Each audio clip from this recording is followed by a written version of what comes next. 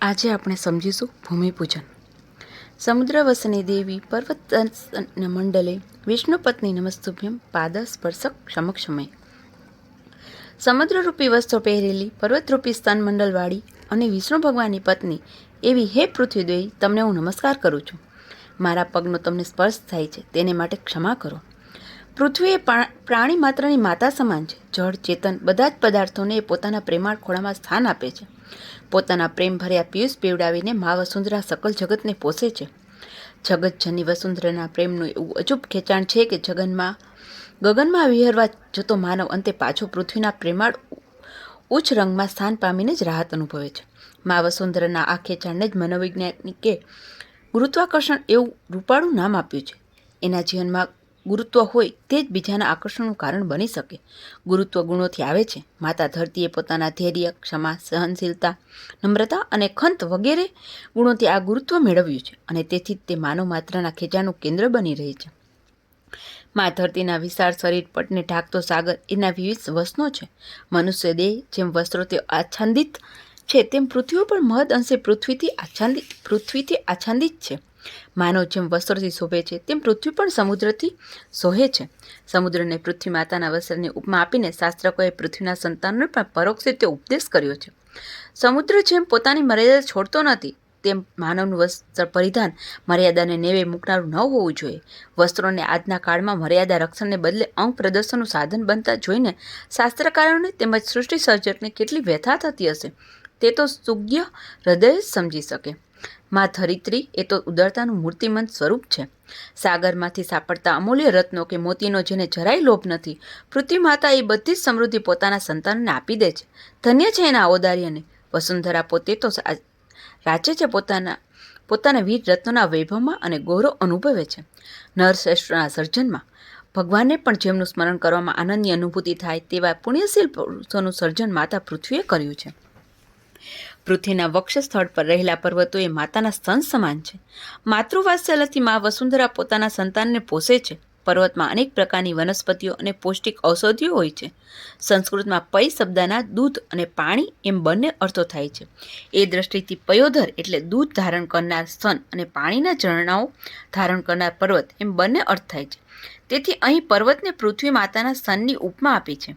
પુરાણોમાં પર્વતમાંથી ફૂટી નીકળેલા દૂધના ઝરણાઓનું વર્ણન પણ જોવા મળ્યું છે. વળી આ પર્વતરૂપી સ્તનમંડળમાંથી જ ગંગા, યમુના વગેરે સેંકડો નદીઓ ઉદ્ભવ પામે છે. જળ એ તો જીવન છે. માના દૂધથી જેમ બાળક પુષ્ટ થાય છે તેમ આપણે પણ ધરતી માતાના સ્તનમાંથી મીઠું, નિર્મળ તેમજ તૃપ્તિ આપનારું જળ પામીને પુષ્ટ થઈએ છીએ, નવું જીવન મેળવીએ છીએ. સંસ્કૃતમાં પાણીને જીવન પણ કહેવામાં આવે છે. ધરતી માતા જળ આપીને આપણને જીવન બક્ષે છે તેમજ અન્ન આપીને તે જીવનને પુષ્ટ કરે છે. પૃથ્વી માતાની ક્ષમા, સહનશીલતા, ઔદાર્ય અજોડ છે. આપણે તેને ખોદીએ અને તે પાણી આપે, આપણે તેને ખેડીએ અને તે આપણને અનાજ આપે. અપકાર ઉપર ઉપકાર કરવાનું શિક્ષણ મા પૃથ્વી સિવાય કોણ આપણને આપી શકે? આ શ્લોક ધરિત્રીના જીવનમાં ચરિતાર્થ રૂપે જોવા મળે છે. એક દાણાના વર્તનમાં પૃથ્વી માતા આપણને સેંકડો દાણા આપે છે. એટલું જ નહીં પણ આપીને તે આનંદ આપે છે. તેના ઉપકારનો બોજ આપણા માથા પર રહેતો નથી. આપણે મા ધરતીને ખોળે નાચીએ છીએ, કૂદીએ છીએ, તેની છાતી પર પાદ પ્રહાર કરીએ છીએ. આપણા સ્વાર્થ માટે તેને ખોદીએ છીએ, ખેડીએ છીએ, તેના પર મોટી મોટી ગગનચુંબી ઇમારતો બાંધીએ છીએ. મા વસુંધરા બધા જ બોજ હસ્તે મોઢે સહન કરે છે, પરંતુ કૃતજ્ઞતાથી તેને નમસ્કાર કરવા તેમાં જ આપણું માનવી અને ખાનદાની છે. પૃથ્વીને વિષ્ણુ પત્ની કહી છે એ રીતે વિષ્ણુ એ આપણા પિતા અને પૃથ્વી એ આપણી માતા છે. મા પાસેથી ભોગ પ્રસાદ મળે પણ મા ભોગ્ય નથી હોતી, તે આપણા માટે પૂજ્ય હોય છે. સવારની ઉઠતાની સાથે જ પૃથ્વી ઉપર પગ મૂકતા જ પૃથ્વીને વંદન કરવાનું કહેનાર આપણા ઋષિએ ભાવજીવનનું ગૌરવ અને મહિમા સમજતા હતા. કેવળ ભોગમાં મૃત્યુનો પડછાય છે, જ્યારે શુદ્ધ હૃદયના ભાવમાં માંગલ્યનું પ્રતિબિંબ ઝીલ્યા છે. ધરિત્રી તરફ જોવાની આપણી દ્રષ્ટિ કેવળ ઉપયોગતાના ન રહેતા ઉપાસનાની થવી જોઈએ. જ્યાં સુધી માનવને ભાન નહીં થાય કે પૃથ્વીના માલિક હું નહીં, ઈશ્વર છે, ત્યાં સુધી માનવી ધરતીનું સાચું સંતાન નહીં બની શકે. આજે માનવ ધરતીને કેવળ ભોગનું સાધન માની તેના પર પોતાના હક પ્રસ્થાપિત કરવાનો પ્રયત્ન કરે છે. કદાચ તેથી જ પૃથ્વી પોતાનો રસ ખેંચી લઈને નિર્ભય બને છે. રાજ્યની લાલચમાં આંધળો બનેલો મુજ પોતાના ભત્રીજા અને રાજ્યના સાચા વારસદાર ભોજને મારવાના પ્રયત્ન કરે છે, ત્યારે બાળક ભોજ તેને યથાર્થ ઉપદેશ આપે છે. સતયુગમાં અલંકારરૂપ બનેલો મહીપતિ માધાતા ચાલ્યો ગયો. સમુદ્ર પર સેતુ બાંધીને રાવણને મારનાર રામ ક્યાં છે? બીજા પણ ધર્મરાજ, યુધિષ્ઠિર જેવા મોટા મોટા રાજ્યોએ સ્વર્ગે સિધાવી ગયા. કોઈને પણ સાથે પૃથ્વી ગઈ નથી. પરંતુ હે મુંજ કાકા, મને એમ લાગે છે કે પૃથ્વી તમારી જોડે જરૂર આવશે, કારણ કે તેના માટે તમે મારા જેવા નિર્દોષ બાળકને મારવા તૈયાર થયા છો. પુરાણોમાં એવું વર્ણન છે કે શેષનાગે પૃથ્વીને પોતાના મસ્તક પર ધારણ કરી છે. એક વખત શેષનાગને પૂછવામાં આવ્યું કે તમને આ ધરિત્રી, તેના પર રહેલા પર્વતો કે વૃક્ષ વનસ્પતિનો ભાર નથી લાગતો? શેષનાગે ખૂબ જ માર્મિક જવાબ આપ્યો. તેમણે કહ્યું, ન ભૂમિ પર્વતાનામ ન ચ મે ભારો વનસ્પતે વિષ્ણુ ભક્તિ વિહીનસ્ય તસ્ય મારો સદા મમ. વિષ્ણુ પત્ની એવી જ પૃથ્વી વિષ્ણુ ભક્તિ ન કરનાર માનવ પર કેમ ખુશ થાય? કૃતજ્ઞતાથી ભૂમિ પૂજન કે ભાવથી વિષ્ણુ ભક્તિ ન કરનાર માણસ પૃથ્વી પર ભારરૂપ બનીને વિચરે છે. તેમના માટે કહી શકાય કે તે મૃત્યુલોકે ભૂમિ ભારતભૂત મનુષ્ય રૂપેણ મૃગાસ્વરીતિ. ધરતીએ પોતાનો અખૂટ ખજાનો આપણા માટે ખુલ્લો મૂક્યો છે. અનંત પ્રકારના ખનિજ દ્રવ્યો આપીને તે આપણને માલામાલ કરી મૂકે છે. આપણામાં ભાવ જોઈએ આ વૈભવને પ્રસાદ તરીકે સ્વીકારવાનો અને કૃતજ્ઞતા જોઈએ મા ધરિત્રીનું પૂજન કરવાની.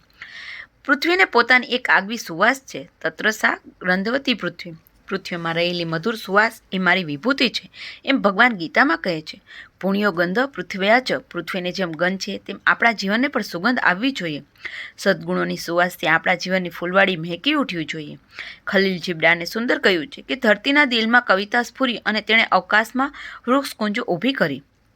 આપણે એમને પાડીને સફાચ મેદાન કર્યું. આપણી શૂન્યતા કોતરી રાખવા માટે પૃથ્વીના ગુણો આપણામાં આવે અને આપણું જીવન પણ સુગંધી બને તેવી અભિલાષા સાથે પૃથ્વીને ભાવવંદના કરવાની અને નિવેદન કરવાનું કે હે પૃથ્વી માતા, મારા પગનો તને સ્પર્શ થાય છે તે માટે મને ક્ષમા કર.